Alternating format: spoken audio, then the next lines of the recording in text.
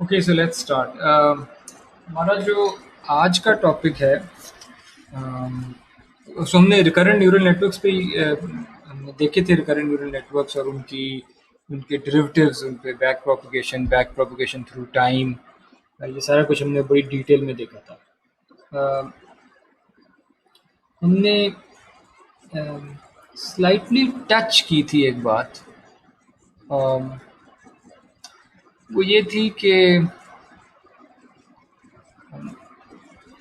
Recurrent neural network में recurrent neural network में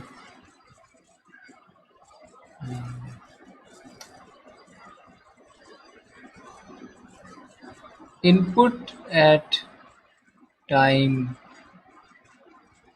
t um, is soon forgotten. ठीक है। यानी असल जो रिकरेंट न्यूरल नेटवर्क का, even though for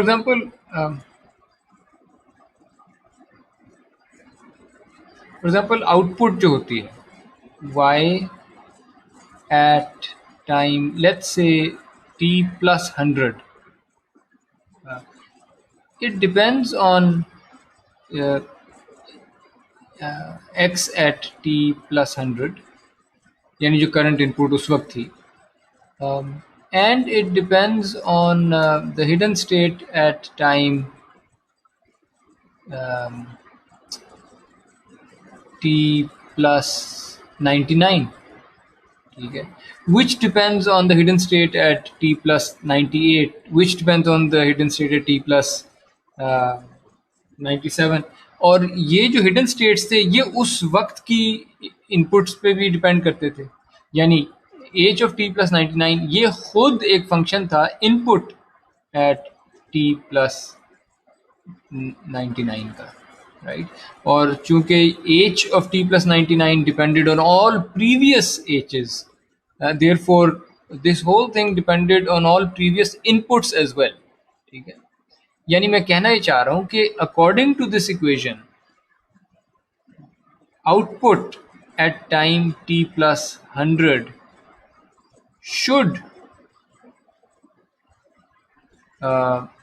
should depend on, mathematically तो for sure it depends on, should depend on input at time 1 जो शुरू में आई थी, टाइम 0 या टाइम 1। सो यानी theoretically it should,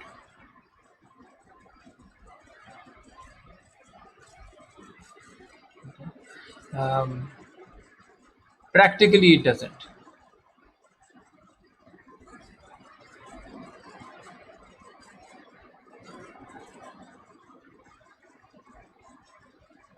यानी चंद टाइम स्टेप्स के बाद जो आपकी आउटपुट निकल रही है वो शुरू के जो इनपुट आई थी उस वक्त उस पर डिपेंड नहीं करती। थोड़ी देर बाद, प्रैक्टिकली स्पीकिंग, थोड़ी देर बाद एक्स टी का इफेक्ट वाई टी प्लस 10 या वाई टी प्लस 20 पे वो ख़त्म हो जाता है। और this is the problem of long term dependency, यानी practically there is no long term dependency।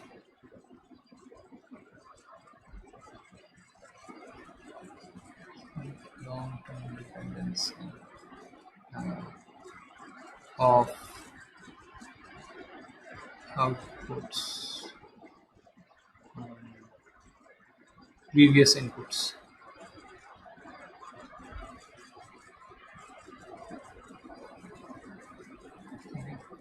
और इसको हमने फॉर्मली तो नहीं देखा था, पर मैंने हिंट किया था कि ये जो फॉरगेटिंग ऑफ इंफॉर्मेशन है कि इनपुट भूल जाते हैं, you forget the input after a few time steps, this has something to do with कि जो रिकरेंट वेट्स वाला मैट्रिक्स था W11 या WLL, किसी भी वेट का अपने साथ जो रिकरेंट, किसी भी लेयर का अपने साथ जो रिकरेंट वेट मैट्रिक्स है, ये इसके ऊपर डिपेंड करता है कि इसके अंदर क्या वैल्यूज पड़ी हैं। हम आइडियली चाहेंगे कि जो लॉन्ग टर्म डिपेंडेंसी है ये बस रहे, ये हमेशा हो हमारे पास, रिगार्डलेस के W11 में क्या पड़ा है। ठीक है, तो इस तरह की जो एक RNNs की वेरिएशन है वो है समथिंग कॉल्ड LSTM। ठीक है, LSTM is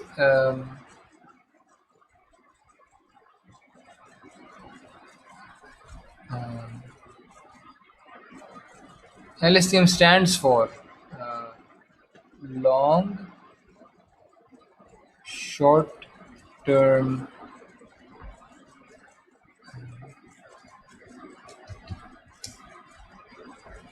memory, long short term memory। सो आज का लेक्चर इस पे है। लेट्स सी कि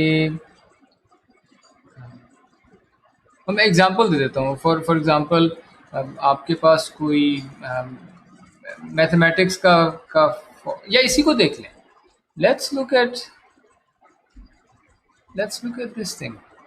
ये जो मैथमेटिकल एक्सप्रेशन लिखी है मैंने,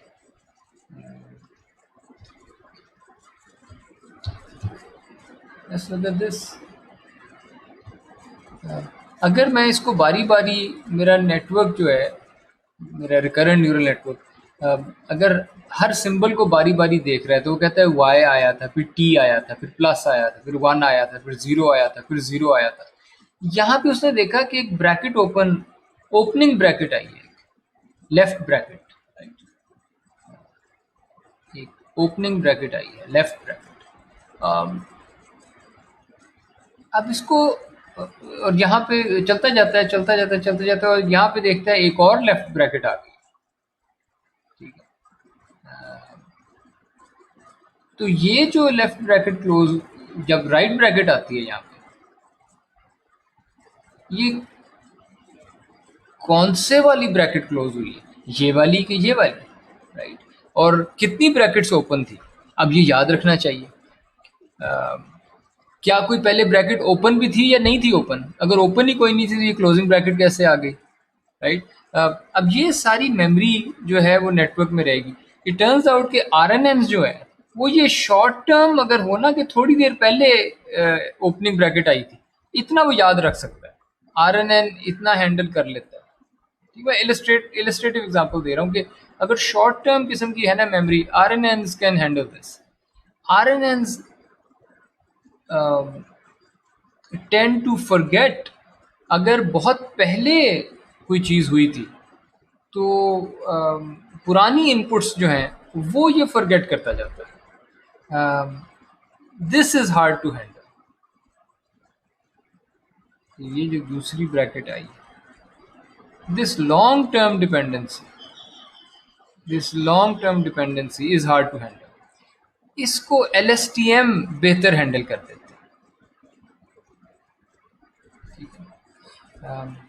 तो अब हम LSTMs देख लेते हैं। What is long short term memory? RNN ही होता है, इट्स रिकरेंट न्यूरल नेटवर्क, लेकिन विद सम चेंजेस।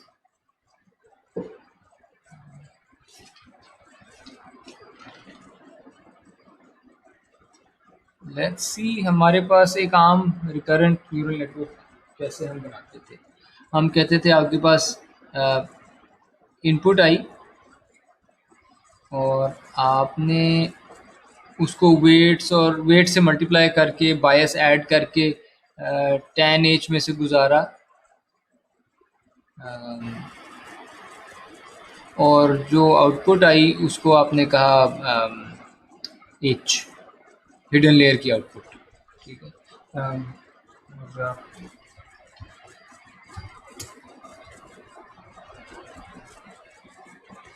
और उस हिडन लेयर की आउटपुट को आपने और ट्रांसफॉर्म किया और आपके पास एल एस आपके नेट रिकरेंट नेट की आउटपुट आ गई, सेकेंड लेयर की आउटपुट।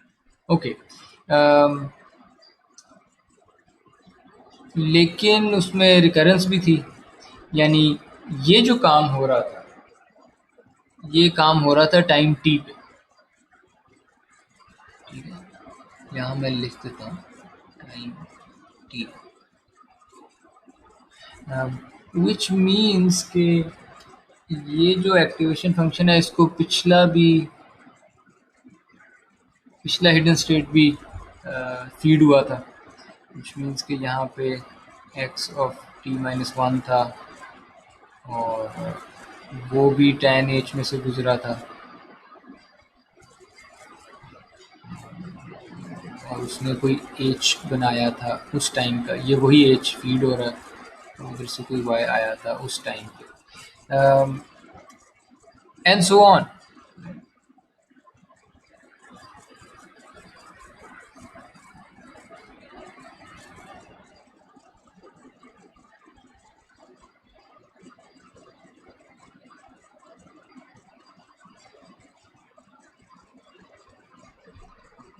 ठीक है, यहाँ तक आप मेरे साथ हैं। ये ट्रेडिशनल RNN, RNN ये होता था RNN। आपने रिकॉल कर लिया, ऐसा ही था मेरे साथ, पिछले लेक्चर में यही चीज सीखी थी।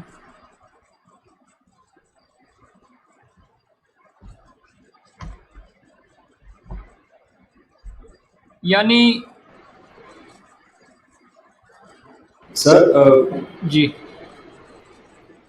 सर आपने जो मेंशन किया कि आरएनएन जो है वो फॉरगेट करता रहता है, लेकिन अगर हम देखें ये बात थोड़ी सी क्लियर नहीं हो रही। आरएनएन तो जो पिछला जो फर्स्ट इनपुट भी आया हिडन लेयर का था एक्टिवेशन, उसको भी वो W11 से ही मल्टीप्लाई करके और कर रहा है, तो फिर वो तो चाहे 10 लेंथ का टाइम है या 100 लेंथ का टाइम है, तो पहले वाले टाइम के ऊपर जो हिडन लेयर का आउटपुट था उसका भी वही वेट से मल्टीप्लाई हो रहा है, दूसरे लेयर को भी वही वेट से मल्टीप्लाई हो रहा है, तो फॉरगेट तो कैसे कर रहा है, तो इक्वली वेट के साथ मल्टीप्लाई होते हुए आगे जा रहा है। ओके, सो यानी ये जो मल्टीप्लिकेशन हो रही है ये इस किस्म की है कि आपके पास कोई x आया एट टाइम 1, वो W0 से मल्टीप्लाई हुआ प्लस बायस हुआ, फिर उसको आपने W11 टाइम्स h पिछले टाइम का h उससे मल्टीप्लाई किया और फिर tan h में से गुजारा। ऐसा ही था कि नहीं? जी सर, बिल्कुल ऐसे ही। तो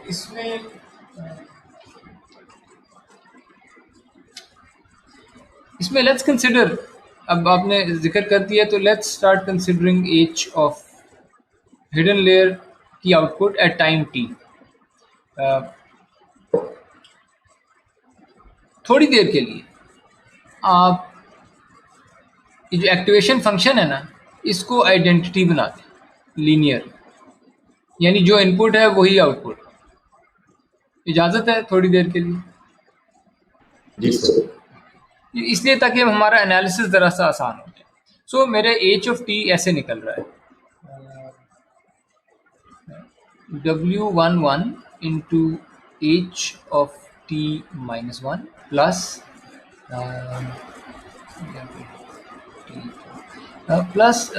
W0 into x of T plus bias by zero.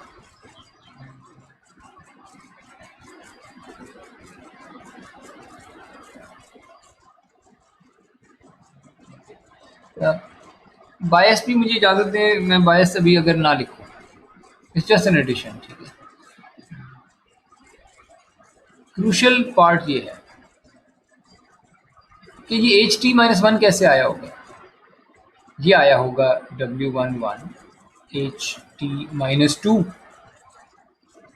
Plus W0 x T minus one plus ये टर्म फिर ले आते हैं W0 एक्स ये आपने फॉलो किया? All have done is h t minus one की टर्म लिखी है. जी sir. Now notice something here. जब ये खुलेगा इवेंचुअली W11 से मल्टीप्लाई होगा ना? जी सर. तो अगर W11 जो है वो 0 और 1 की रेंज में, तो ऑब्वियसली जो HT माइनस 3 T माइनस 4 जो है वो स्मॉलर हो जाएगा. नहीं, 0 और 1 की रेंज तो आप लेके आ रहे हैं. 0 और 1 की रेंज में होना ज़रूरी नहीं है. ये बड़ा छोटा भी हो सकता है, नेगेटिव हो, कोई भी नंबर हो सकते हैं. ठीक है. लेकिन पॉइंट इज ये स्क्वायर हुआ है. बिल्कुल ऐसे. और अभी मैं T माइनस टू पे गया हूँ. ये तो मैं लेके जाना है H टाइम 1 तक या टाइम 0 तक. जी. तो इसका मतलब है कि when we keep going down this recursion, यहाँ पे W11 टू द पावर जितना भी टाइम था आपका, लेट्स से, इस तरह की कोई टर्म आनी. ठीक है. ठीक है.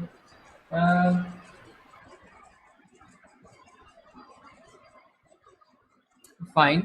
पर ये भी इतनी ज़रूरी नहीं है क्योंकि इसमें तो इनपुट नहीं है. ज़्यादा ज़रूरी ये वाली टर्म, क्योंकि अब जब मैं रिकर्जन को चलाता जाऊंगा तो कहीं ना कहीं सर ये टर्म मैंने पूरी लिखी नहीं थी, और जो भी है, कहीं ना कहीं इस किस्म की टर्म आनी है. यहाँ पे जब ये रिकर्जन एंड होगी तो यहाँ पे होगा x एट टाइम 0 या टाइम जो भी शुरू का टाइम था, x एट टाइम 0, और वो मल्टीप्लाई हुआ होगा W0 से. हर बारी होता है, लेकिन फिर वो W11 से मल्टीप्लाई हुआ होगा, लेकिन W11 to the power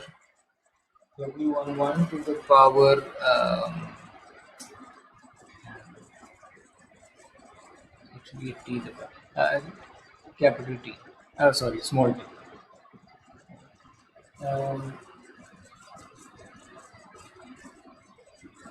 now इसके साइजेस को अगर आप देख लेना, ये है वेक्टर, x वेक्टर है, W मैट्रिक्स है, मैट्रिक्स इनटू वेक्टर, वेक्टर आ जाएगा.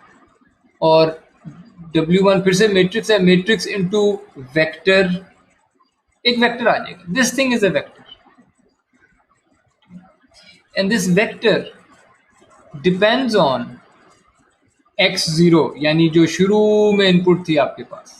सो मैं हिडन लेयर का आंसर निकाल रहा हूँ एट टाइम t, और उस that depends on x, the input at time 0.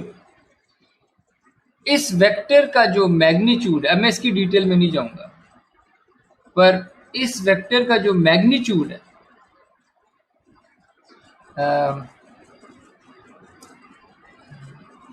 It depends, I mean this can be shown, पर मैं इसकी डिटेल में नहीं जा रहा. इसका magnitude depends on largest eigen value of ये रिकरेंट वेट मैट्रिक्स. यानी अगर इसकी आइगन वैल्यू ज़रा रीजनेबल थी तो शायद ये टर्म, इस वेक्टर की वैल्यूज रीजनेबल भी हों. लेकिन अगर आइगन वैल्यूज छोटी थी तो ये इस वेक्टर का मैग्नीट्यूड 0 की तरफ चला जाएगा. अगर इस वेक्टर का मैग्नीट्यूड 0 की तरफ चला गया है, इट मीन्स कि जो भी इनपुट x0 थी एट टाइम 0 वो ख़त्म हो गई है. एट टाइम t जो आंसर निकलने लगा है उसमें x0 टाइम 0 पे इनपुट का रोल निग्लिजिबल हो गया होगा, या again depending on eigen value, या एक्सप्लोड कर गया होगा. ये दोनों चीज़ें हो सकती हैं. ये वेक्टर या बहुत बड़ा हो गया होगा साइज में, या बहुत छोटा हो गया. और ये हमने एनालिसिस तो आइडेंटिटी के लिए किया है. अगर वापस tan h पे भी आ जाएं तो situation remains pretty much similar. आप रीलू ले आएँ, ईलू ले आएँ, tan h ले आएँ, सिग्मॉइड ले आएँ, the situation remains pretty much the same कि इनपुट एट टाइम 0 जो आई थी आपके पास, after a few time steps hidden layer की output does not really depend on that input. ठीक है, ये अक्सर ये इस वेक्टर का मैग्नीट्यूड 0 हो जाता है या 0 के पास चला जाता है after a few time steps. और एक्टिवेशन फंक्शंस में, हिडन लेयर के एक्टिवेशन फंक्शंस में इट इज़ ऑफन सीन कि tan h जो है वो ज़्यादा देर तक एच टी को ज़्यादा टाइम तक x0 पे डिपेंड करा देता है, लेकिन ये भी नॉट फॉर लॉन्ग, थोड़े टाइम स्टेप्स ही। बाकी एक्टिवेशन फंक्शन तो बहुत जल्दी गिरा देते हैं टाइम ज़ीरो वाली। ठीक है जी, इधर से कुछ मैं प्रॉपरली तो नहीं समझाया, लेकिन कुछ आइडिया होपफुली आपको हो गया होगा कि रिकरेंट न्यूरल नेटवर्क्स में because of the values in W11, ये है कल्प्रिट जो रिकरेंट वेट्स वाला मैट्रिक्स है। इसकी आइगन वैल्यूज पे डिपेंड कर रहा होता है, या इसके कंटेंट पे डिपेंड कर रहा होता है कि मैंने x0 को याद रखना है एट टाइम t या नहीं याद रखना है at time t। And that's very very strange, यानी x को मैंने याद रखना है या नहीं रखना, this should depend on x, not on के वेट्स में क्या पड़ा था। फॉर एग्जाम्पल, जब मैंने ये कहा x मेरा था लेफ्ट ब्रैकेट, भाई लेफ्ट ब्रैकेट तो बड़ी ज़रूरी टर्म है मैथमेटिक्स के फॉर्मूलाज में, तो लेफ्ट ब्रैकेट अगर आ गया है तो आई शुड जस्ट रिमेंबर। अब मेरे वेट मैट्रिक्स में क्या पड़ा था, उसकी वजह से मुझे इसको भूलना पड़ रहा है। That's something, something has gone wrong. ठीक है, एक्स को याद रखना है या नहीं याद रखना, इनपुट को याद रखना है या नहीं याद रखना, ये इनपुट पे डिपेंड करना चाहिए, डब्ल्यू पे नहीं डिपेंड करना चाहिए। ठीक है जी।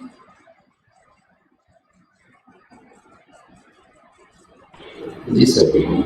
ओके, तो returning to our recurrent neural network, what is happening in this network is something like this कि आपके पास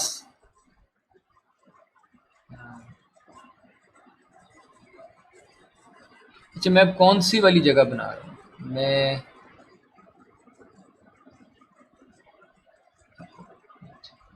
मैं ये वाली जगह बना रहा हूँ, ये जो आपने h निकाला है,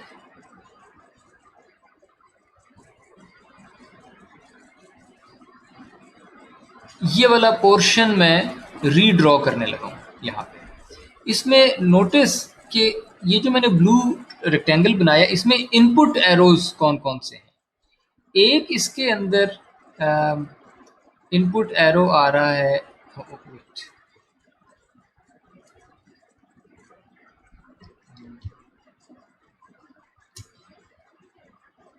एक इसमें इनपुट एरो आ रहा है पिछले टाइम स्टेप से,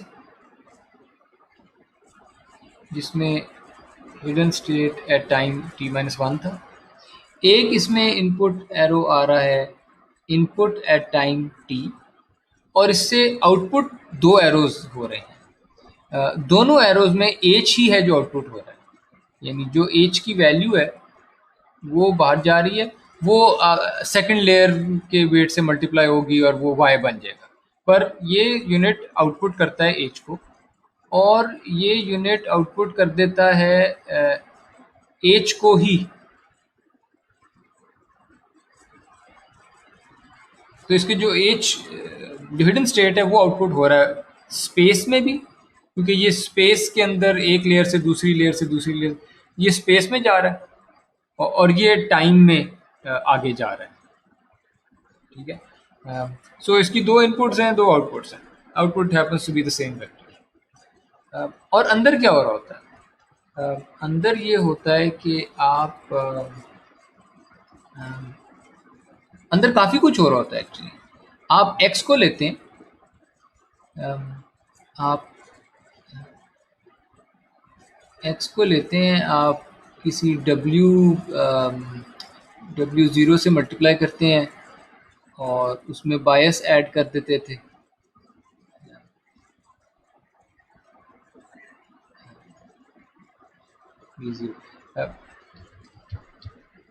उसमें बायस ऐड करते थे, और आप h को भी लेते थे जो इनपुट हुआ है पिछला, और उसको आप W11 से मल्टीप्लाई कर देते थे, और इस पूरी चीज़ को आप एक tan h में से गुजारते थे। और गुजारने के बाद जो रिजल्ट आता था उसको आप एच कह देते थे, एच एट टाइम टी, और वो अगली लेयर को भी पास हो जाता था और अगले टाइम स्टेप को भी पास हो जाता था। ऐसा ही है आरएनएन में ये हो रहा था।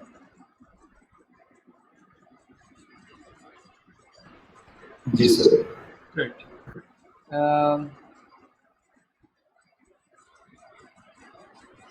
अब इसको अगर हम इजाज़त दें, इसको मैं एक नाम दे देता हूँ कि ये जो चीज़ है, ये एक रिकरेंट न्यूरल नेटवर्क में जो रिकरेंस वाला पार्ट था टाइम में, अम, ये उसका एक सेल है, ये एक मेन कंपोनेंट है, रिकरेंट वाला सेल, उसमें ये हो रहा होता है। Now let's look at an LSTM का सेल। सेल टर्म इसलिए यूज़ किया क्योंकि एलएसटीएम एलएसटीएम के जो ये वाला पार्ट होता है रिकरेंट वाला, उसको सेल कहा जाता है। तो मैंने आरएनएन का भी सेल कह दिया। सेल इसलिए क्योंकि न्यूरॉन्स भी तो सेल्स होते हैं, तो ये उस टर्मिनोलॉजी से जोड़ा जा रहा है। इसका जो पूरा सेल का स्ट्रक्चर है वो बाद में बनाएंगे। मैं इसके पहले जो बिल्डिंग ब्लॉक्स हैं, इंडिविजुअल कंपोनेंट्स, उसको बारी बारी आराम आराम से देख लेते हैं। इसमें आपको ज़रा सा ना थोड़ा सा जंगल में घूमना पड़ेगा, उसके बाद जंगल की तस्वीर शायद बाद में नजर आए। अभी आपको इंडिविजुअल दरख्तों को देखना पड़ेगा। पहला बिल्डिंग ब्लॉक, मेरा जो इनपुट है आरएनएन के सेल को, वो यही थी, इनपुट एट टाइम टी और हिडन लेयर की output at time T minus one. Okay, आप ऐसा करें, पहले एक काम करते हैं, हम एक वेक्टर वी बना लेते हैं जो कि ऐसे बन रहा है। आप हिडन लेयर वाला जो वेक्टर है उसको उठाएं और कंकैटिनेट कर दें उसके नीचे जो टाइम टी पे वेक्टर आया। ठीक है, इस वेक्टर का साइज होगा, हिडन लेयर में एम न्यूरॉन्स हमने कहे थे, इनपुट लेयर में जो भी इनपुट की डिमेंशनैलिटी थी, डी डिमेंशन, हमने डी कहा था। तो ये m प्लस डी बाय वन इतने साइज का वेक्टर है जो हिडन लेयर और current input, previous hidden state और करंट इनपुट, उनकी कंकैटिनेशन है। इसको आप v कह दें at time t, vector v at time t। ये मेरे आरएनएन सेल की इनपुट थी। ये दोनों थे मेरे जो एलएसटीएम के सेल है, उसमें भी यही दोनों इनपुट हैं, उनको मैं कंकैटिनेट कर देता हूँ और कहता हूँ सम v एट टाइम t। अब मैं क्या करता हूँ, किसी भी vector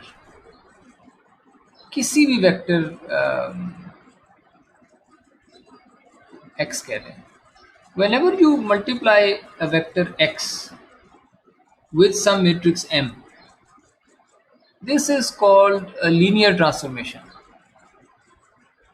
Linear transformation of x. उसका मतलब क्या होता है, मतलब अगर 2D में देखें, 2D में दिस मीन्स कि x अगर ये वाला वेक्टर था तो हो सकता है m इंटू एक्स ये वाला वेक्टर, यानी यहाँ पर जो ओरिजिनल वेक्टर है वो थोड़ा सा स्केल हो, थोड़ा सा रोटेट हो जाएगा, कुछ स्केल हो जाएगा, और इसको लीनियर ट्रांसफॉर्मेशन कहते हैं। ठीक है, और भी चीज़ें जो होगी होंगी, पर वैसे समझने के लिए कुछ रोटेट और स्केल हो जाता है। और अगर मैं ये काम करूं m इंटू एक्स प्लस, ये जो प्लस वाला काम है, plus some other vector b कह देते हैं, व्हेन आई डू दिस, इसको कहते हैं एफाइन ट्रांसफॉर्मेशन। अगर सिर्फ मैट्रिक्स से मल्टीप्लाई किया होता तो लीनियर है, अगर कुछ ऐड भी कर दें तो उसको लीनियर नहीं कहते, वो एफाइन ट्रांसफॉर्मेशन होती है। तो अब मैं क्या करने लगा, मैं v को लूंगा और उसके ऊपर एक एफाइन ट्रांसफॉर्मेशन लगाऊंगा, यानी बी को कुछ मैट्रिक्स डब्ल्यू से मल्टीप्लाई करूंगा और उसमें कोई वेक्टर बी ये ऐड कर दूंगा. This is an affine transformation of we.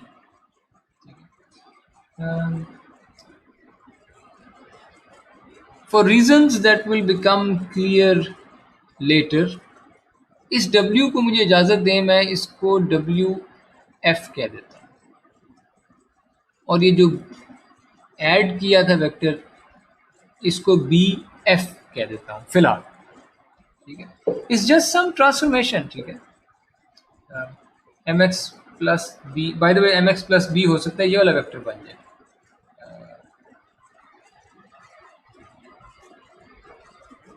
mx plus B इस तरह का कि वो उस तरह से स्केल और रोटेट वगैरह हो गया, लेकिन ट्रांसलेट भी हो गया बी की वजह से. तो ये मैं अपने वेक्टर को लेता हूँ और उसकी कोई ट्रांसफॉर्मेशन कर देता हूँ, एफाइन ट्रांसफॉर्मेशन. एक और वेक्टर आ जाता है. ठीक है, इसका साइज देख लेते हैं. बी का साइज था m प्लस डी बाई 1. इसका मतलब है कि जो W मैट्रिक्स है इसका साइज, इसमें जो कॉलम्स हैं वो m प्लस डी बाई 1 होने चाहिए और इसमें जो रोज हैं, ठीक है, रोज इसकी आप मुझे इजाज़त दें कि इसकी रोज में m रख लें, यानी जितना हिडन लेयर का साइज था इसका आंसर उतने न्यूरॉन्स जितना इसका आंसर आ रहा है. m न्यूरॉन्स हिडन लेयर में थे, इसका आंसर भी m ही आना. और चूंकि ये प्लस मैंने करवाना है इसका मतलब है कि m इसमें भी m न्यूरॉन है. ये एक वेक्टर आ जाएगा पूरे का पूरा m बाई 1 का. इस वेक्टर को मैं सिग्मॉइड फंक्शन में से गुजार देता हूँ.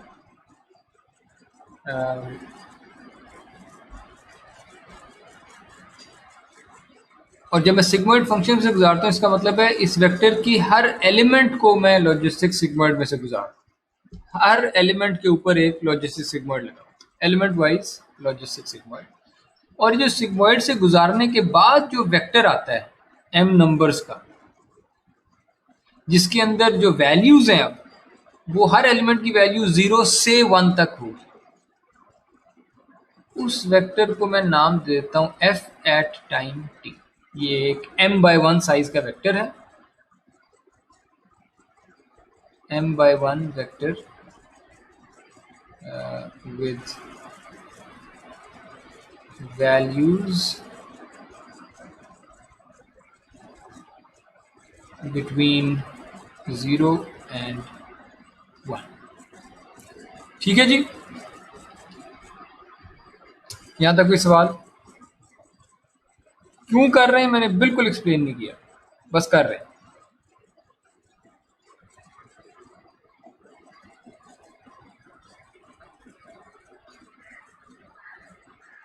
सेकंड बिल्डिंग ब्लॉक, ये जिस तरह आपने पहली ट्रांसफॉर्मेशन की थी मैं एक और एफाइन ट्रांसफॉर्मेशन कर देता हूँ. वही वी उठाता हूँ, उसको किसी और डब्ल्यू से मल्टीप्लाई कर देता हूँ, उसमें कोई और बायस ऐड कर देता हूँ, लेकिन साइजेस वही हैं जो पहले थे, यानी ये भी m बाई 1 का आंसर आएगा इसका. और इसको भी सिग्मॉइड में से गुजार देता हूँ. और अब आप मुझे अगर इजाज़त दें, ये W पिछले वाले से फ़र्क है, ये कोई और वेट्स मैट्रिक्स है, इसका नाम WI है, और ये कोई दूसरा बायसेस का वेक्टर है, इसका नाम BI है. और इसका जो आंसर आता है वो भी m बाई 1 ही होगा. ठीक है, और उसका नाम जो है वो मैं रख देता हूँ vector I at time t. ये भी 0 से 1 तक होंगे, m बाई 1 इसका साइज है.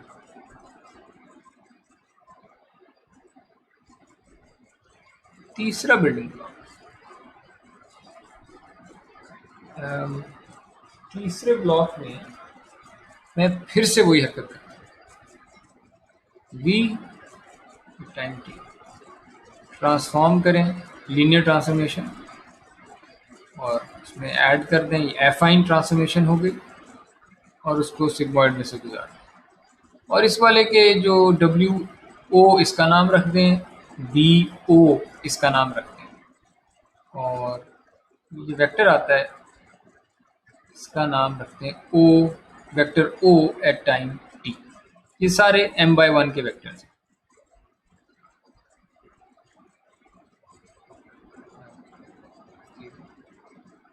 इनकी वैल्यू 0 से 1 है, इनकी वैल्यू 0 से 1 के बीच। ओके,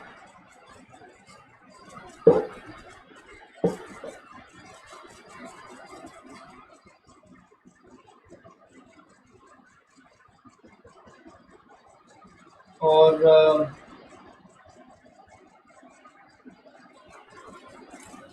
एक चौथा बिल्डिंग ब्लॉक के लिए आते हैं। लेट मी दिस,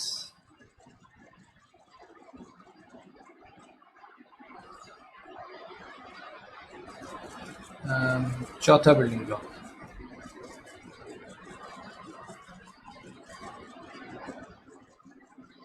इसमें फिर से वही हरकत करते हैं, v टाइम t w से मल्टीप्लाई हुआ प्लस b,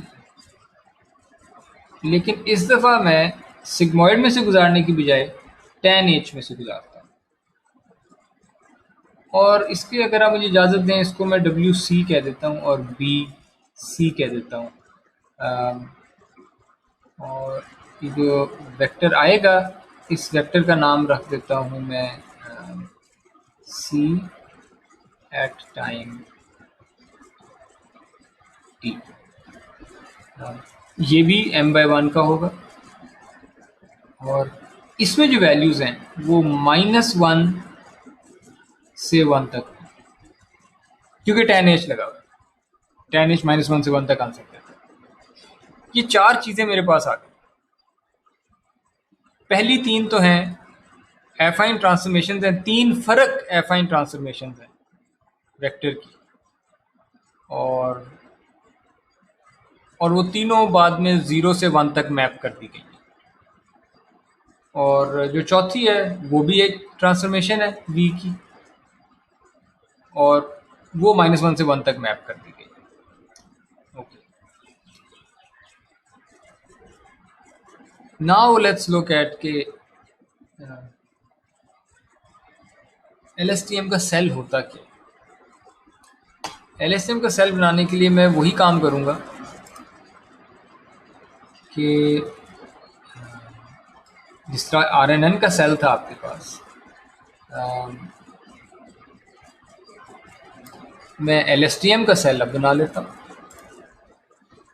ये जो भी है ये LSTM का सेल बनने लगा कि जब H और X आए थे तो आपने उनसे क्या किया। इसके सेल में एक इनपुट वही है,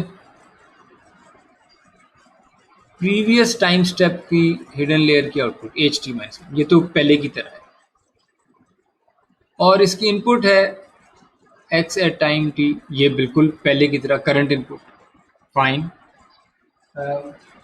इसकी आउटपुट क्या है, इसकी आउटपुट बिल्कुल पहले की तरह है। इसकी आउटपुट है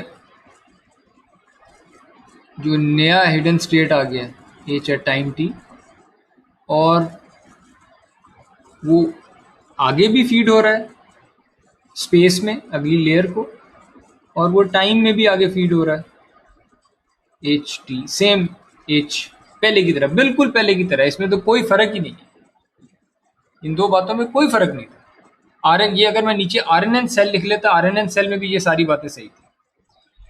LSTM सेल अब कैसे बनता है? LSTM का सेल H के अलावा, और ये H रिकरेंट है, ये टाइम में पिछले पे डिपेंड करता है ना, HT depends on HT minus 1, बिल्कुल जैसे हिडन लेयर का स्टेट है। There is something called cell state, LSTM cell का स्टेट एक है, उसको वेक्टर c से डिनोट करेंगे।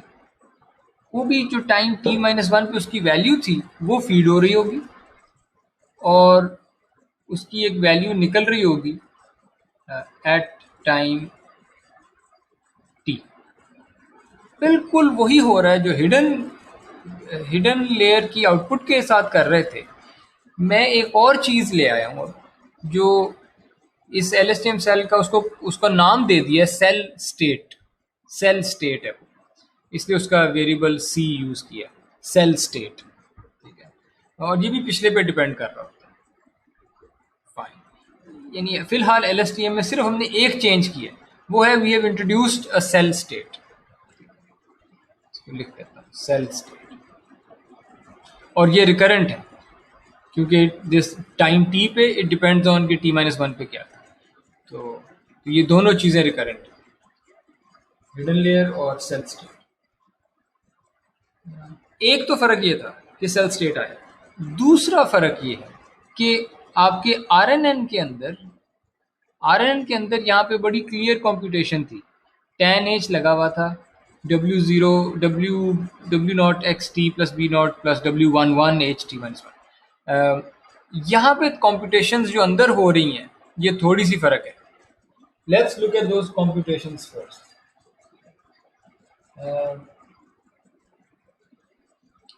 मोटी बात देखी जाए तो यहाँ पे असल में सिर्फ दो कॉम्पिटिशन।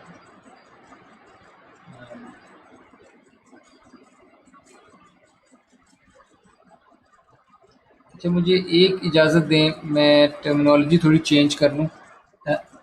ये जो जिसको मैं CT कह रहा हूँ ना, ये वेक्टर ही है, पर इसको अगर मैं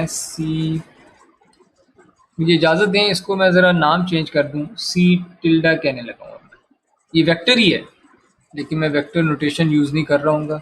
बस आप ये अब्यूज़ ऑफ नोटेशन है, जस्ट बस समझ जाइएगा। ये C टिल्डा है, C tilde. Now what is happening inside an LSTM का cell? Inside two computations take place. One is this: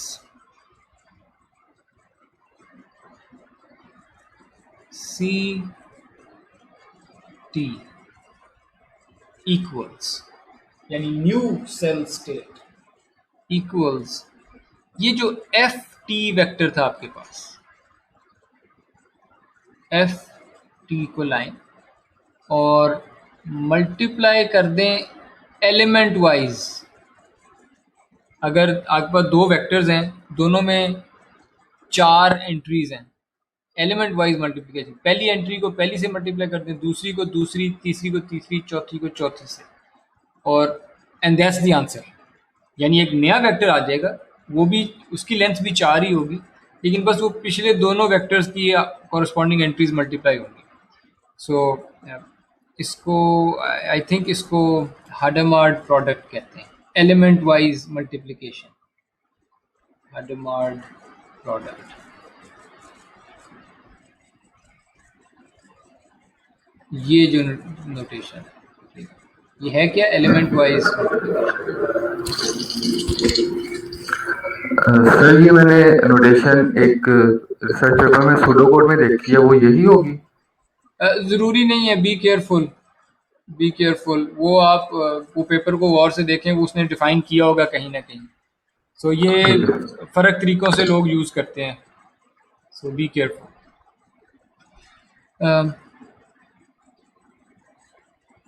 okay, सो मैंने F अपना वेक्टर लिया टाइम t वाला, उसका हाडमार्ड प्रोडक्ट मैंने कर दिया, यानी element wise multiplication, C at t-1, यानी ये जो इनपुट हुआ था पिछला सेल स्टेट, उससे मल्टीप्लाई कर दें। क्यों करते हैं, क्या फ़ायदा होता है, क्या नुकसान है, ये बाद में देखेंगे। We are just looking at the trees, forest को बाद में देखते हैं।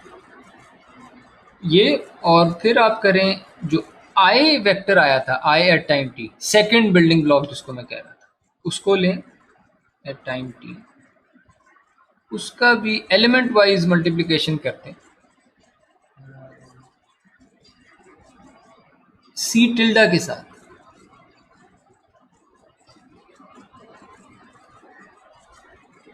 ये जो फोर्थ बिल्डिंग ब्लॉक था आपके पास, fourth C tilde at time T. So मैंने कौन कौन से यूज अप कर लिए? फर्स्ट वाला कर लिया एफ, सेकंड वाला कर लिया आई, फोर्थ वाला कर लिया C। और इनसे मेरे पास क्या आया? मेरे पास न्यू सेल स्टेट आ गया। तो सेल के स्टेट को अपडेट करने का ये तरीका है। क्यों है बाद में देखते हैं। पहली कंप्यूटेशन ये। दूसरी कंप्यूटेशन वो है एच एट टाइम टी, यानी आपने एक तो सेल स्टेट आउटपुट करना था नया, दूसरी अपडेट करना था, और दूसरी आपने कि ये जो भी LSTM सेल है ये आउटपुट क्या कर रहा है, अगली लेयर को क्या आउटपुट करना है। वही तो हिडन स्टेट था HT, तो वो कैसे कंप्यूट होना है? That is simply tan H करें किसको?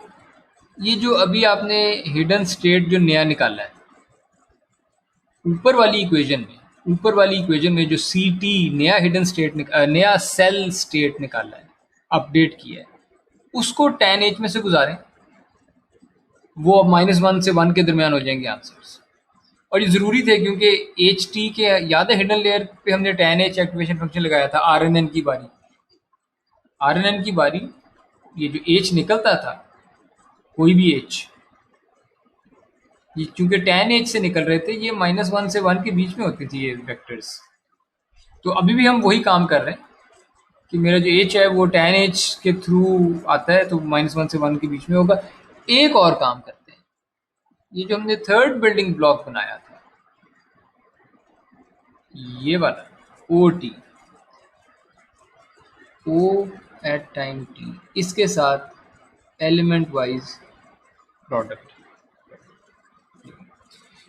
मैं इसलिए साइजेस का यहाँ पे आपको ध्यान रखवा रहा था कि ये सारे m/1 के वेक्टर्स हैं। ये जो C टिल्डा आया है ये m/1 का है, सारे m/1 के। ये सारे एलिमेंट वाइज मल्टीप्लाई हो जाएंगे, ये सारे एलिमेंट वाइज ऐड हो जाएंगे, एवरीथिंग चेक्स आउट। ओके, सो LSTM सेल के अंदर ये हो रहा होता है। अब समझने के लिए, असल चीज तक पहुंचने के लिए, नाउ लेट्स लुक एट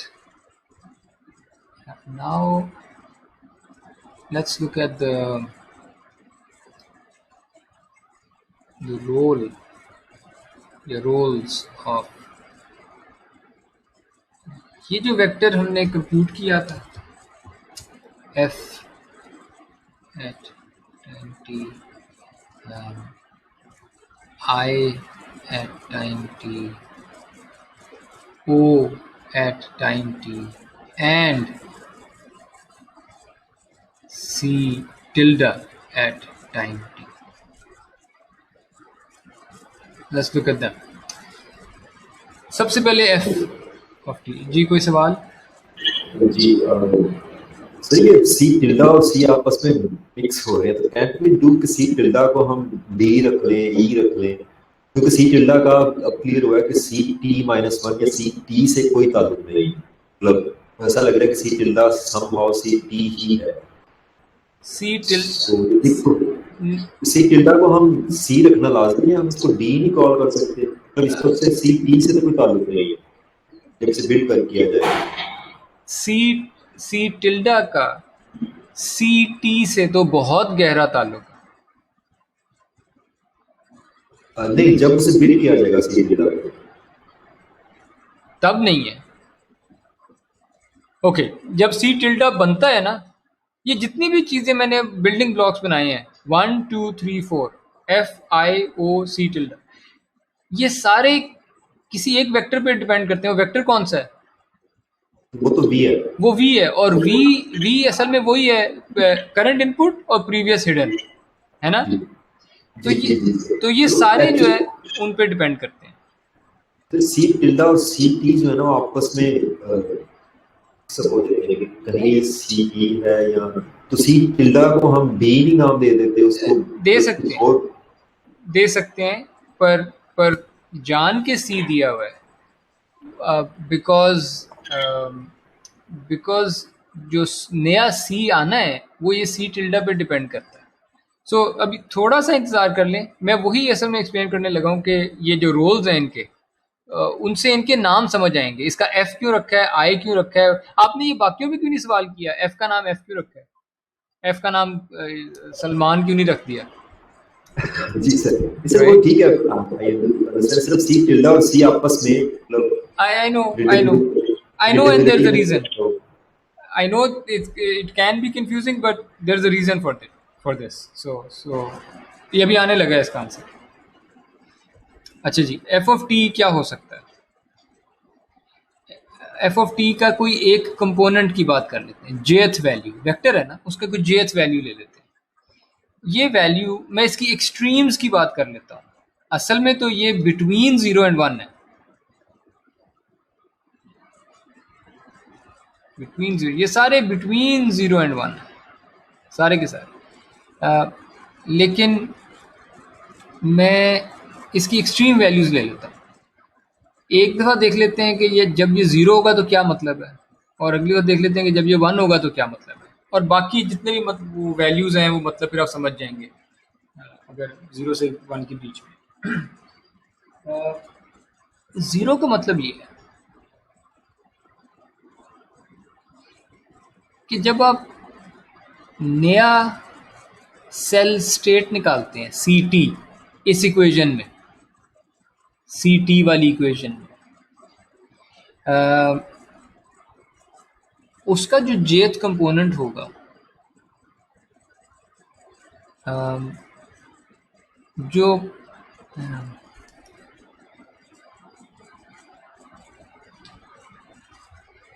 हाँ,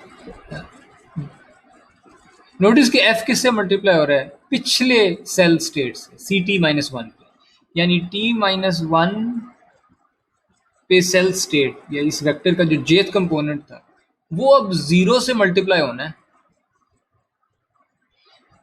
इसका मतलब है कि वो जो भी उसकी वैल्यू थी, इट विल बी रिमूव्ड और फॉरगॉटन, ज़्यादा जो रेलिवेंट है, it will be removed or forgotten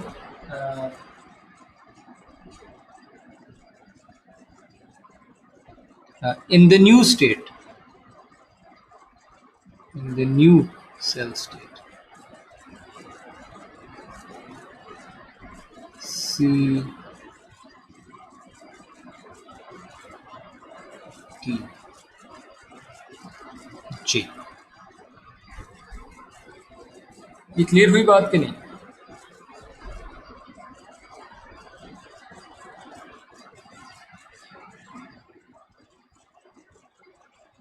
अगर एफ जे 0 है तो एफ जे जो 0 वैल्यू है वो मल्टीप्लाई होगी सी टी माइनस 1 जे से। इसका मतलब है कि सी टी माइनस 1 जे अगर 0 से मल्टीप्लाई हो गया तो जो भी लेफ्ट साइड पे आंसर आ रहा है उसमें सी टी जे माइनस 1 का कोई रोल नहीं होगा। और अगर 1 है तो इसका मतलब है कि यही सी जे जो है पिछले टाइम पे जो था ये रिटेन हुआ होगा पूरी तरह, fully retained, will be retained fully in the new cell state C। इस पे कोई सवाल?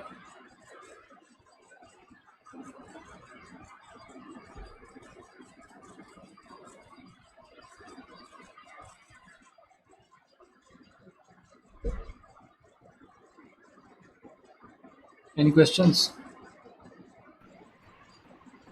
No sir। Okay. चूंकि ये डिटरमिन कर रहा है कि किसको कितना भूलना है। मसलन अगर 0.5 था एफ जे, 0.5 था, तो फिर मैं कहूँगा कि आधा भूल जाओ और आधा रख लो, इस किस्म की बात कर रहा हूँ मैं। अगर 0.7 था तो मैं कहूँगा 70% रख लो, रिटेन कर लो। तो ये कितना मैंने भूलना है कितना नहीं भूलना, तो ये इसलिए फॉरगेट की जो टर्म है, इस वजह से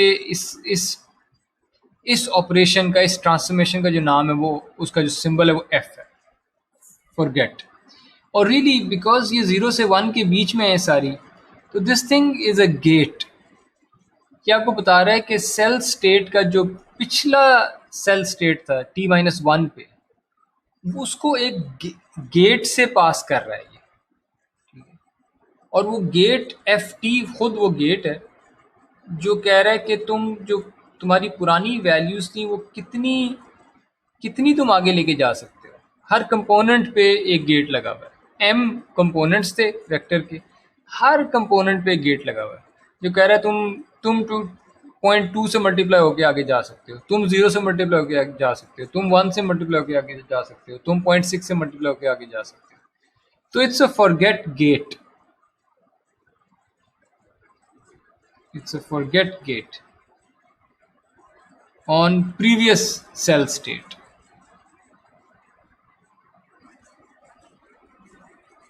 ठीक है, अब देख लेते हैं i को उसी तरह से, i at टाइम t का jth कंपोनेंट, वो भी बिटवीन 0 एंड 1 है, सारे ये बिटवीन सिग्मॉइड से गुजर के आए ना, तो 0 एंड 1 के बीच में। और एक्सट्रीम वैल्यूज देख लेते हैं फिर से, 0 हो तो क्या है, 1 हो तो क्या है, in between will then be understood. I ने किससे मल्टीप्लाई होना है, सी टिल्डा से, सी टिल्डा से। और जो भी ये सेकंड टर्म का आंसर आना है, जो भी आना है आंसर, वो ऐड हो जाना है। ऐड किस में होना है, ये फॉरगेट करने के बाद जो रिजल्ट आया था। So the first term is saying कितना फॉरगेट करना है आपने, पिछला सेल स्टेट। सेकंड टर्म कह रही है कि फॉरगेट आपने चाहे पूरा कर लिया, चाहे बिल्कुल नहीं किया, चाहे आधा किया, जितना भी फॉरगेट किया, नई इंफॉर्मेशन क्या ऐड करनी है। The second term here is saying आपने नई इंफॉर्मेशन क्या ऐड करनी है सेल स्टेट में। अगर ये 0 है आई जे, इसका मतलब है कि आपने भले कुछ फॉरगेट किया या नहीं किया जेथ पोजीशन पे, आई डोंट केयर, नई इंफॉर्मेशन कोई नहीं ऐड होगी, no new information will be added to cell state या नया सेल स्टेट, और उसका भी कौन सा कंपोनेंट, जेथ टाइम टी। और अगर 1 है तो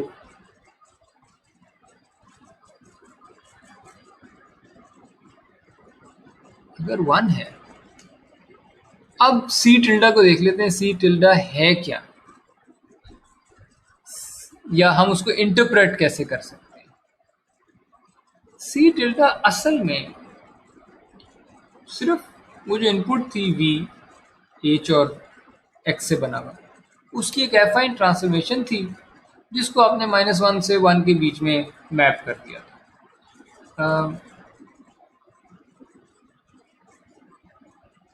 और नोटिस के, या मैं आपको बता देता हूँ, ये -1 से 1 के बीच में ही आ रही थी ये वैल्यूज, ये भी -1 से 1 के बीच में ही आ रही थी वैल्यूज।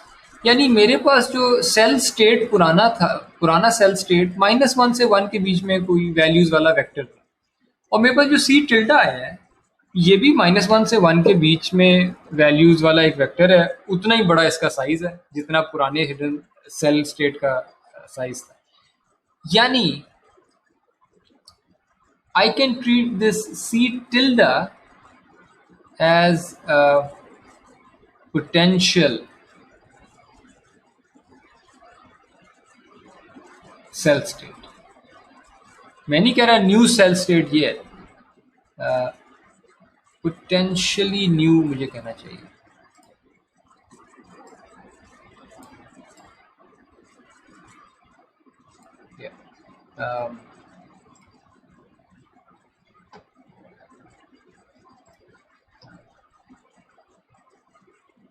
पोटेंशियली न्यू या updated cell state, C tilde.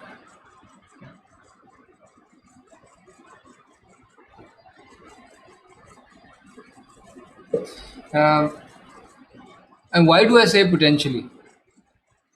इस इक्वेशन की वजह से कि अगर ये 1 है तो इसका मतलब है कि जो भी सी टिल्डा जे में पड़ा था उसको पूरे का पूरा ऐड कर दो. सो ऐड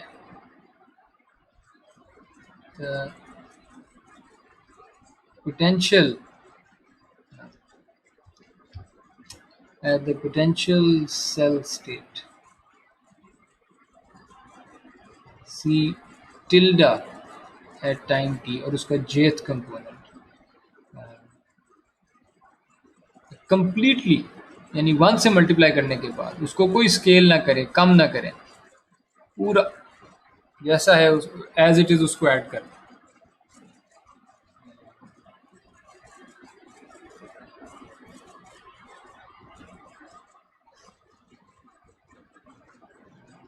और ये जो आप ऐड कर रहे हैं इसमें नोट करें कि दिस इज इररिस्पेक्टिव ऑफ कि आपने फॉरगेट कितना किया था. यानी ये जो आई की वैल्यू है, आई की value does not depend on F की वैल्यू. यानी डजेंट मैटर कि आपने फॉरगेट उसको किया है या नहीं किया या कितना किया है. आई की वैल्यू डिटरमिन करेगी कि जो नया सेल स्टेट पोटेंशियली बन सकता था ये कितना ऐड करना है. ठीक है, तो मैं इसको ऐसे कह दूँ irrespective of forgetness level. I don't know forgetness होता है या फॉरगेटफुलनेस होता है. I don't know if forgetness is an English word but this is not an English lecture. So irrespective of forgetness level.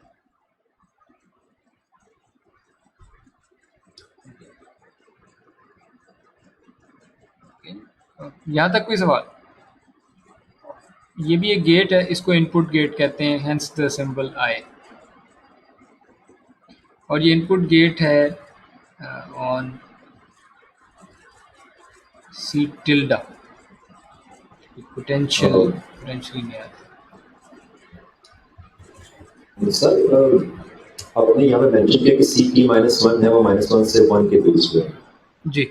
F of T की max value 1 हो सकती है. Say about कि एफ ऑफ टी की max value 1 आई है और सी T minus 1 की max value 1 आ गई. इस प्रोडक्ट का आंसर 1 आता है. प्लस आई की भी मैक्स वैल्यू 1 हो सकती है और सी टिल्डा की मैक्स वैल्यू 1 हो सकती है. इस प्रोडक्ट का आंसर भी 1 आ जाएगा.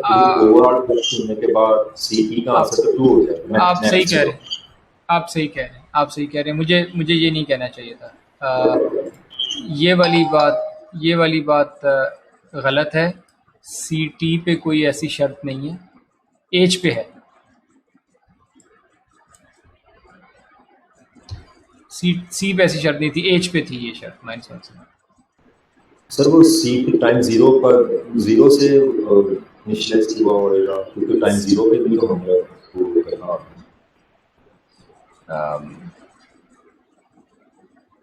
सी पे शर्त नहीं है, जो भी है वो है. कोई इनिशियलाइज हुआ होगा, इनिशियलाइज तो करना है, दैट्स फाइन. लेकिन आप जो मर्जी इनिशियलाइज कर लें, उसके जो बीच में आंसर्स आने हैं उन पे कंट्रोल आपका शायद इतना है नहीं. यानी सी सेल स्टेट की values can become greater than 1, they can become less than -1. That's possible as time progresses, but that's not a big deal for now. तीसरी चीज, एफ हो गया, आई हो गया, ओ को देख लेते हैं. What does O do?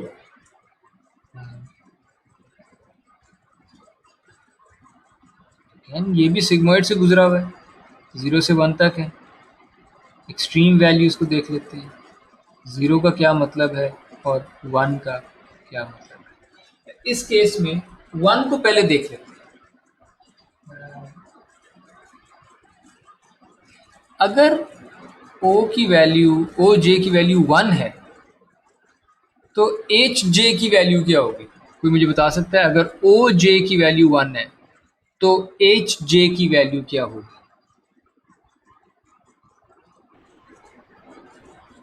वो -1 और 1 के बीच में तो tan है कोई जाएगा। जो भी tan एच का आंसर है वही होगा, है ना?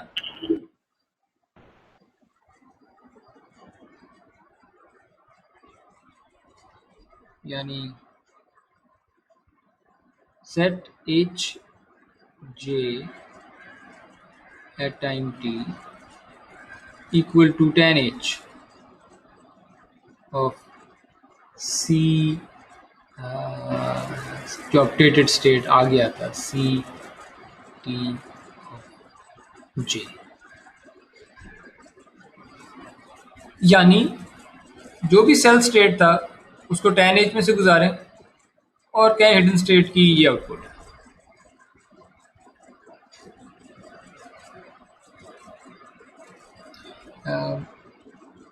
लेकिन अगर जीरो है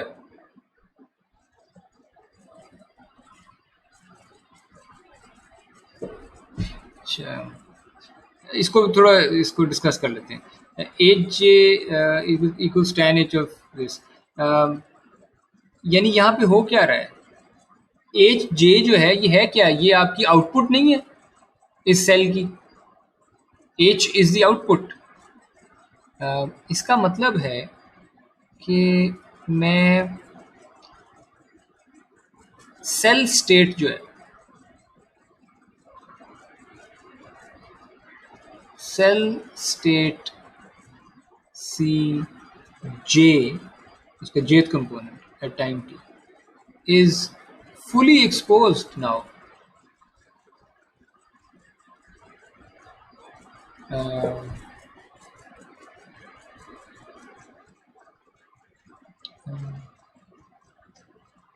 in space and time, both.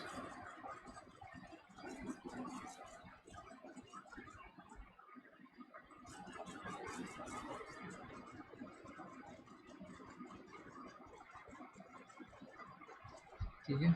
Why do I use the word exposed? Uh, ये रिवर्सिबल है ना, tan h का इन्वर्स आप कर सकते हैं। यानी अगर मैं आपको एच जे बता दूं उसकी ये वैल्यू आई थी तो आप इन्वर्स करके आप सी जे की वैल्यू निकाल लेंगे। इसका मतलब आपको इसकी आउटपुट देख के पता लग जाएगा कि सेल का स्टेट क्या था। ठीक है, सो आपने सेल का स्टेट असल में एक्सपोज कर दिया। इसलिए एक्सपोज कर दिया क्योंकि आपने उसको 1 से मल्टीप्लाई किया था। अगर मैं 0.5 से मल्टीप्लाई करता तो आपको क्या पता, जब मैं एच जे आउटपुट किया है आपको क्या पता मैंने 1 से आउटपुट 1 से मल्टीप्लाई किया है, 2 से किया है, 0 से किया है, 1। तो अगर तो आपने 1 से मल्टीप्लाई करके बाहर भेजा है तो पूरा सेल स्टेट आपने जो है वो बाहर भेजी। अगर आपने 1 के अलावा किसी नंबर से मल्टीप्लाई किया है इसका मतलब आपने थोड़ा सा सेल स्टेट हाइड कर दिया है। एग्जैक्टली नहीं बता सकता आप कोई कि असल में सेल स्टेट क्या है। ठीक है?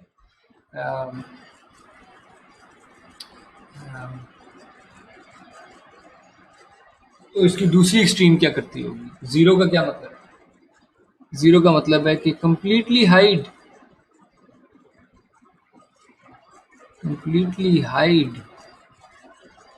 Cell state.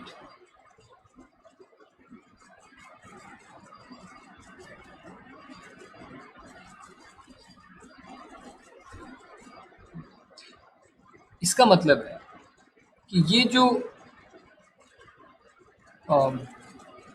ओ जे है ये एक गेट है जेथ कंपोनेंट पे। ये गेट है कि आउटपुट तुमने कितनी शो करनी है, और आउटपुट ये किसको आउटपुट बना रहा है? नोटिस के सेल स्टेट ही आउटपुट है। सेल स्टेट ही आउटपुट है tan h में से गुजरने के बाद। ये आउटपुट गेट सिर्फ ये कह रहा है कि आपने सेल स्टेट को आउटपुट बनाते हुए कितना हाइड करना है और कितना एक्सपोज कर देना है, कितना रिवील करना है, कितना हाइड करना है। So this is a gate on output.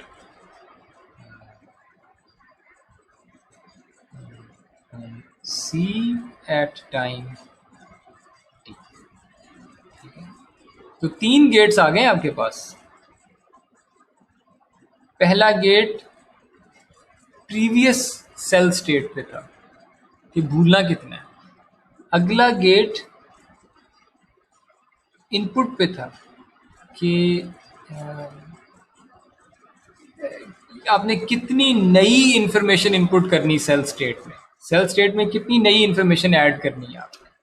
और जो तीसरा गेट था आउटपुट गेट, वो था कि आपने जो LSTM का सेल है ये जो लेयर है हिडन लेयर, इसने क्या आउटपुट करना है।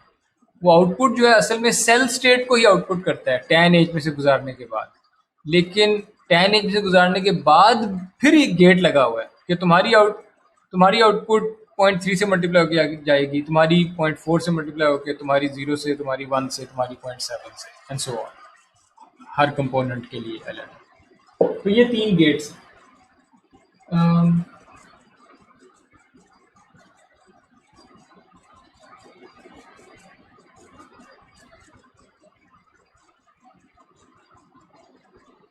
और सी की तो हमने बात कर ही दी। सी टिल्डा बेसिकली पोटेंशियल नया सेल स्टेट है, पोटेंशियली नया सेल स्टेट है सिर्फ वी को देखने के बाद। अगर मैं सिर्फ वी को देखने के बाद पोटेंशियली नया सेल स्टेट बनाता तो वो सी टिल्डा, उसको मैं इंटरप्रेट ऐसे कर रहा हूँ कि नया सेल स्टेट ऐसा होता है अगर मैं सिर्फ वी को देखा होता। तो that's see tilde.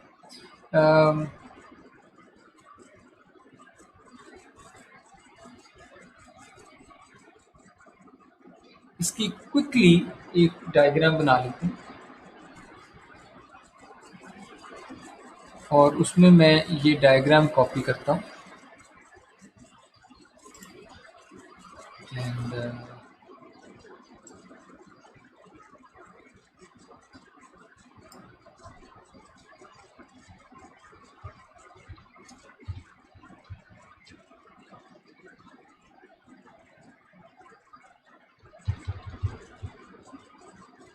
Let's see के LSTM के अंदर क्या क्या हो रहा होता है।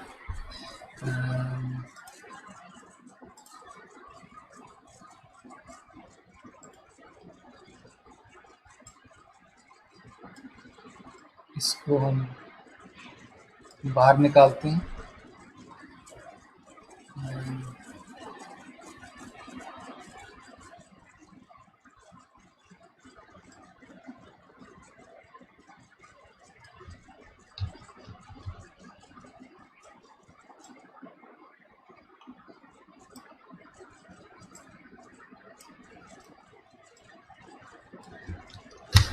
ओके,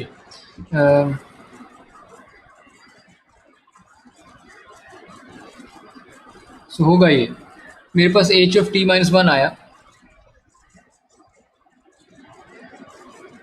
और मैंने x को और h(t-), ये जहाँ लाइनें ज्वाइन हो रही हैं इट मीन्स कंकैटिनेशन, ठीक है। ये दो कंकैटिनेट कर दिए, h(t-1) ऊपर रखा है, x उसके नीचे रख दिया। ये करने के बाद मैंने, अच्छा अब मैं थोड़ी सी नोटेशन, अगर मैं इस तरह का कोई रेक्टेंगुलर बॉक्स बनाता हूँ इट मीन्स कि ये पैरामीटराइज्ड है, इसके पैरामीटर्स हैं पैरामीटराइज्ड, क्या कहते हैं, ऑपरेशन कहते हैं इसको, ट्रांसफॉर्मेशन है, जो एफाइन ट्रांसफॉर्मेशन नहीं हम कर रहे थे, सम पैरामीटराइज्ड ट्रांसफॉर्मेशन जो कोई भी न्यूरल नेटवर्क की लेयर करती है WX+B। और अगर मैं इस तरह से कोई चीज़ ड्रॉ करूँ सर्कुलर या राउंडिश, तो इट्स जस्ट सम ऑपरेशन, इसके कोई पैरामीटर्स नहीं होंगे। बाय पैरामीटराइज्ड आई मीन कोई वेट्स कोई बायसेस इसमें नहीं होंगे, ये बस प्लस माइनस मल्टीप्लाई इस तरह होगा। तो सबसे पहले मैं ये करूँगा कि वो जो V आया था कंकैटिनेट करके, उसको मैं इस सिग्मा एफ में से गुजार दूंगा। सिग्मा एफ, अब मैं अब्यूज ऑफ नोटेशन कर रहा हूँ कि ये जो पहला ऑपरेशन था ना, जो एफ जिससे निकलता था, एफ, ये असल में तो लॉजिस्टिक सिग्मोइड था, और लॉजिस्टिक सिग्मोइड लेकिन अपने एफाइन ट्रांसफॉर्मेशन के बाद था। इसमें वी जाता था, लेकिन इसकी जो मैट्रिक्स मल्टीप्लाई वो डब्ल्यू एफ था, और जो वेक्टर ऐड होता था वो बी एफ था, और फिर सिग्मोइड में से गुजर जाता था। इस पूरी चीज को मैं सिग्मा एफ का नाम देने लगा। सिग्मा एफ का मतलब है कि आपने v को लिया और डब्ल्यू एफ से मल्टीप्लाई करके बी एफ ऐड करके सिग्मॉइड में से गुजार दिया, वो पूरी चीज सिग्मा एफ कह रहा हूँ। ये क्लियर है? अब ये मैं जो नोटेशन लेके आ रहा हूँ, इसके अंदर कोई लर्नेबल वेट्स हैं, डब्ल्यू एफ और बी एफ, और इधर से जो आंसर निकलना है वो आंसर एफ होगा। उसको मैं एफ टी कहता था, एफ एट टाइम टी। ठीक है जी। ये तो एफ टी निकल आया। इसका मतलब है कि ये तो काम मैं कई दफ़ा कर सकता हूँ,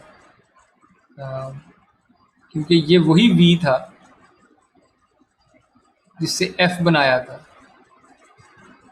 उसी वी से मैं सिग्मा आई वाले लॉजिस्टिक सिग्मॉइड में से गुजार दूंगा। इसके अपने डब्ल्यू आई और बी आई होते थे, और इधर से जो आउटपुट निकलती थी उसको हम आई कह देते थे, वेक्टर आई एट टाइम टी। ठीक है। सो आई होप आप ये फॉलो कर रहे होंगे। ये वही पुरानी इक्वेशन है, पहला बिल्डिंग ब्लॉक, दूसरा बिल्डिंग ब्लॉक,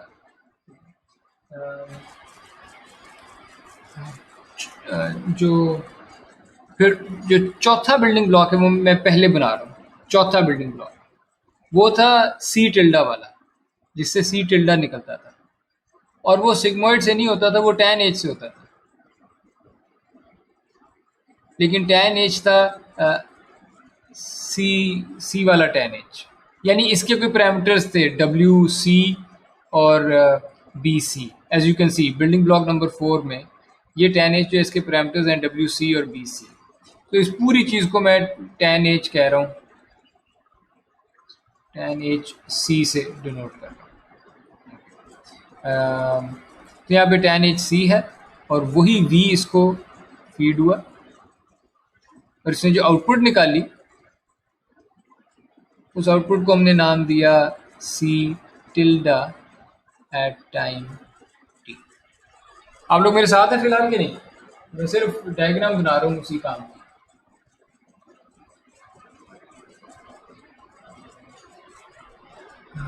जी सर। ओके। और थर्ड बिल्डिंग ब्लॉक कैसे आया था? ओ एट टाइम टी, ये भी बिल्कुल वैसे आया था। This is just another sigma. क्या नाम रखूंगा इसके बॉक्स का नाम क्या रखूंगा मैं?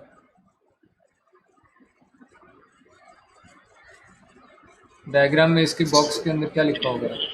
सिग्मा ओ। सिग्मा ओ, क्योंकि उसके अपने पैरामीटर्स होंगे डब्ल्यू ओ बी ओ।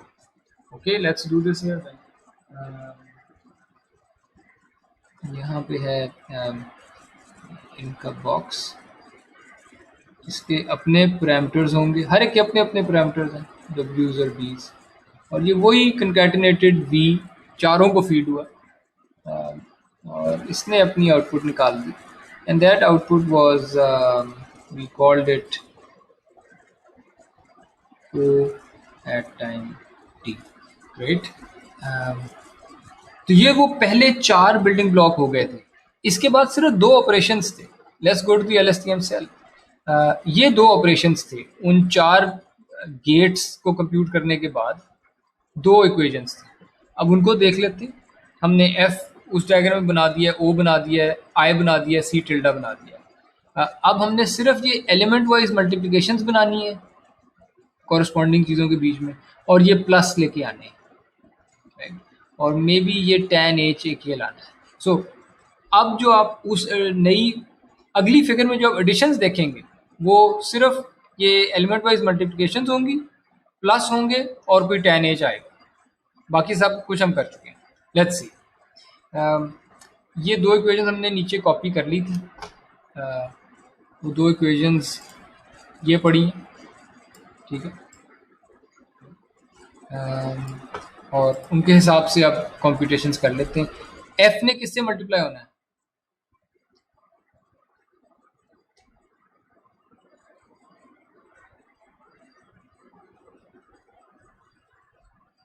f ने किससे मल्टीप्लाई होना है जी?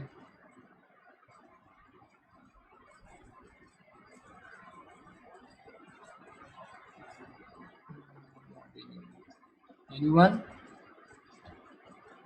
f किससे मल्टीप्लाई होता है? सी टी माइनस वन से इक्वेशन में लिखा हुआ है। सो और वो एलिमेंट वाइज है। सो मैं यहाँ पे सॉरी सो मैं यहाँ पे एक एलिमेंट वाइज प्रोडक्ट ड्रॉ करता हूँ कि जो ये वेक्टर आ रहा था m नंबर्स वाला और जो नीचे से वेक्टर आया है m नंबर्स वाला, इनको एलिमेंट वाइज मल्टीप्लाई करता हूँ। ओके, i ने किससे मल्टीप्लाई होना है?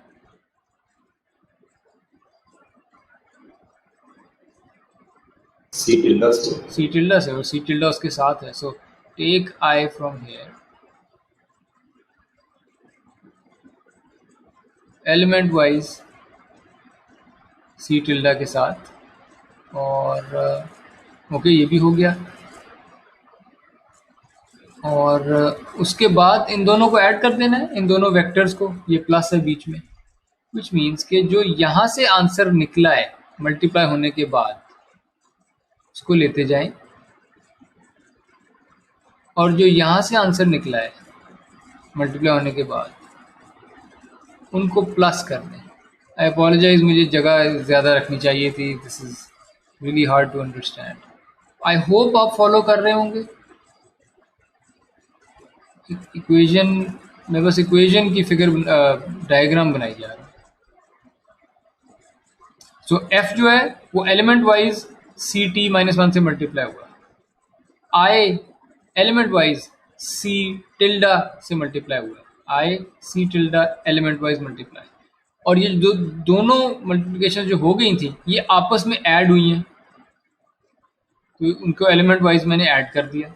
एम साइज का वेक्टर ही आएगा और उसका नाम मैंने सी टी रख दिया। आंसर का नाम मैंने सी टी रख, विच मीन्स ये जो प्लस होने के बाद आंसर है that goes straight over here, that's my cell state for the next time step. ये अपडेट हो गया नया सेल स्टेट। तो पहली इक्वेशन इज डन। अब दूसरी पे आ जाते हैं। H of T equals O of T element wise multiply tan H C T से, जिसमें सी टी का मतलब है अब नए स्टेप वाला, ये जो अभी अपडेट हुआ है पहली इक्वेशन वो वाला यूज़ करना है। विच मीन्स के मैं ओ टी यहाँ पे पढ़ा है, इसको सी टी यहाँ से आ रहा है, ये सी टी को मैं इधर से पकड़ता हूँ, सी टी को tan एच में से गुजारता हूँ, और tan एच अब इसमें कोई पैरामीटर्स नहीं है, जस्ट ऑपरेशन, राउंडेड ऑपरेशन है।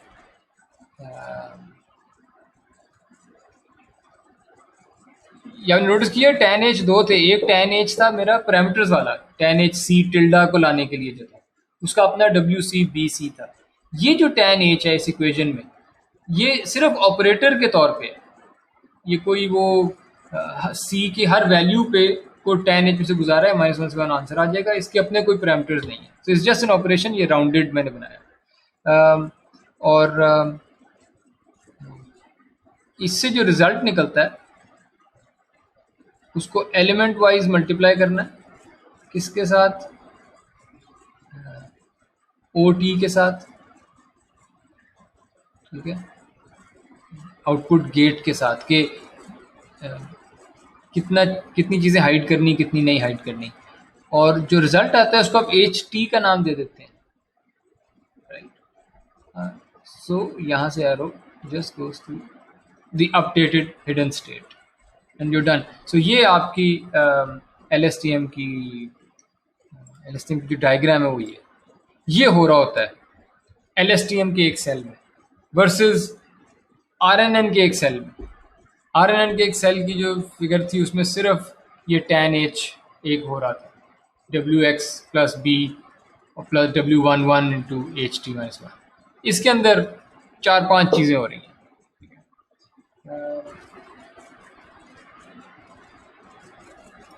और जो सबसे इम्पोर्टेंट बात है पूरे लेक्चर की वो तीन बातें हैं। लेट मी ट्राई कि मैं नया पेज ना यूज़ करूं, इवन दो स्पेस बहुत कम हो गई। मैं बस लेट मी ट्राई, इधर ही हम समझ जाएं। 3 इम्पोर्टेंट बातें निकलती हैं। 1,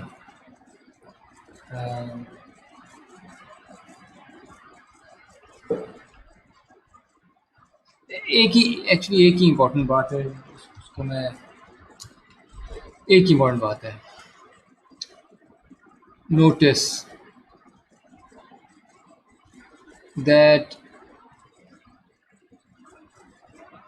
depending on F and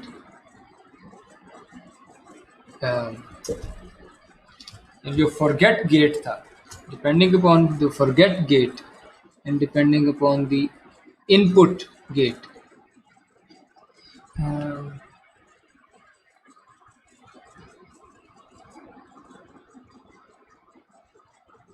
ये जो CT निकला है अपडेटेड सेल स्टेट, नया वाला, it can be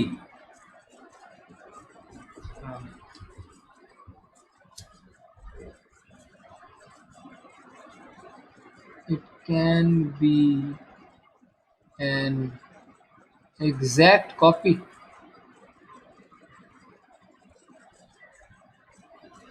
of previous cell state.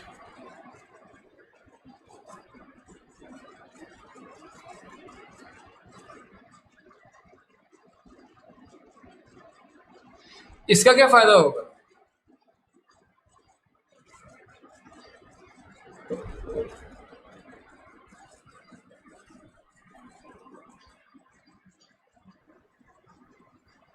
कौन बताएगा?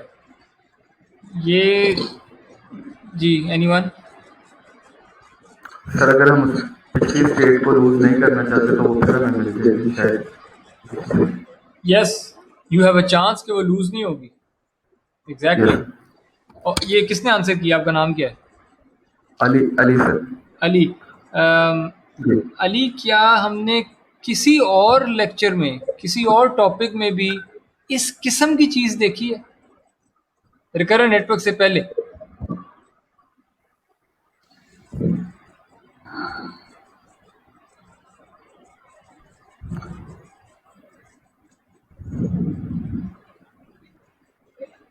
कोई भी आंसर कर सकता है।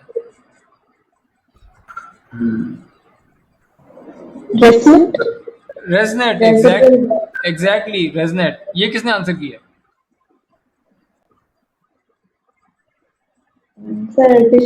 आप तो टी हैं, that doesn't count, but okay, that's even then it's a good answer. ResNet में भी यही हुआ था। हमने कहा था कि हम बजाय एफ ऑफ एक्स मॉडल करने के हमने कुछ इस किस्म की मॉडलिंग कर ली थी कि अगर एफ ऑफ एक्स खुदा ना खास्ता मिसबिहेव कर जाता है, वैनिश कर जाता है, तो एक्स तो फिर भी रिटेन हो जाएगा बाय दिस स्किप कनेक्शन। ठीक है। तो इस हरकत ने रेजनेट में फ्लो ऑफ इंफॉर्मेशन इंश्योर करा दिया था। ठीक है। और उसके अलावा भी, रेजनेट के अलावा भी, जब हमने क्या देखा होगा, इनिशियलाइजेशन, आपने रेसिटेशंस में इनिशियलाइजेशंस के तरीके देखे थे न्यूरल नेटवर्क्स के, वहाँ भी एक मेन थीम यही थी, फ्लो ऑफ इंफॉर्मेशन, फॉरवर्ड में भी बैकवर्ड में भी। हमने जब बैच नॉर्म किया रेगुलराइजेशन, तब भी यही थीम थी, flow of information.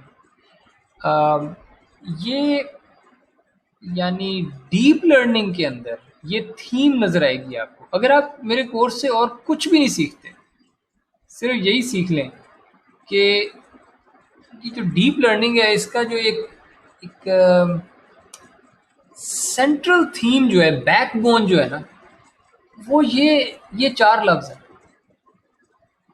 Flow of information ensure करना, राइट? फॉरवर्ड में भी और बैकवर्ड में। सबसे अच्छी जो इम्प्रूवमेंट्स हुई हैं वो इधर इस तरह के इसी मेन आइडिया से हुई हैं। ये सब सारी टेक्निक्स असल में यही आइडिया कर रही हैं, ये यही चीज़ इंश्योर कर रही हैं कि इंफॉर्मेशन डाई आउट ना हो, इंफॉर्मेशन एक्सप्लोड ना करे, फॉरवर्ड पास में भी बैकवर्ड पास में भी। और एल एस टी एम्स जो आए हैं वो भी यही इंश्योर कर रहे होते हैं कि आपका जो सेल स्टेट है, डिपेंडिंग अपॉन फॉरगेट गेट्स और input gates, cell state exactly copy भी हो सकता है या थोड़ा थोड़ा चेंज अगर करना है थोड़ा थोड़ा चेंज करते जाएगा। तो फ्लो ऑफ इंफॉर्मेशन जो है ना, या इसको मैं कहूँगा कि in this case you have flow of cell state. Cell state का फ्लो इंश्योर कर रहे हैं। यानी अगर सेल स्टेट बहुत देर पहले, किसी एक न्यूरॉन की बात कर लेते हैं, यानी सॉरी, चलें इस पॉइंट को मैं दोबारा इस पे आता हूँ। कैन बी एग्जैक्ट, और इसको बेहतर लिखे और वेरी सिमिलर, एग्जैक्ट और वेरी सिमिलर कॉपी हो सकते हैं सेल स्टेट। अच्छा, इसमें यानी अगर सेल स्टेट की वैल्यू jth कंपोनेंट की अगर वो 1 है तो it can imply, for example, मैं एग्जाम्पल दे रहा हूँ, इट कैन इम्प्लाई that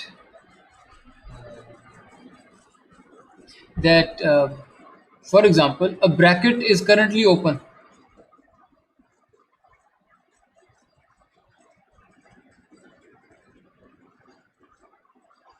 ठीक है? यानी कोई एक न्यूरॉन, ये जो jth कोई न्यूरॉन होता होगा, वो ये लर्न कर लेता है कि जब भी ब्रैकेट ओपन नजर आना है ना, तो मैंने अपने आप को 1 कर देना है, ठीक है? और जब तक इनपुट में ब्रैकेट ओपन ब्रैकेट क्लोज नजर नहीं आता, तब तक मैंने 0 पे नहीं जाना, मैंने 1 ही रहना है। इसका मतलब है कि मेरी ये जो मेमोरी है ये इनपुट पे डिपेंड करने लग गई है, ये वो W पे डिपेंड नहीं कर रही है। यानी इनपुट जो है भले कोई 100 टाइम स्टेप्स पहले, 1000 टाइम स्टेप्स पहले भी अगर ब्रैकेट ओपन हुआ था तो ये CJT1 सेट हो गया होगा और ये फिर अनचेंज ही रहा होगा काफ़ी देर तक, जब तक कोई ब्रैकेट क्लोज को नज़र नहीं आया, ठीक है? जब नज़र आया तो इसने CJ को 0 कर दिया होगा। तो ये लॉन्ग टर्म मेमोरी आपको मिल गई। So it can imply that a bracket is currently open. इसको मैं लिख देता हूँ। It can remain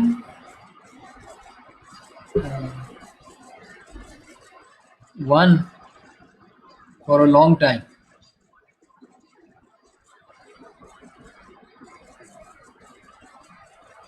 Until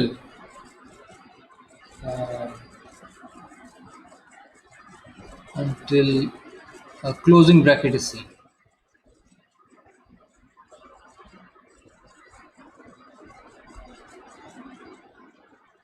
Is observed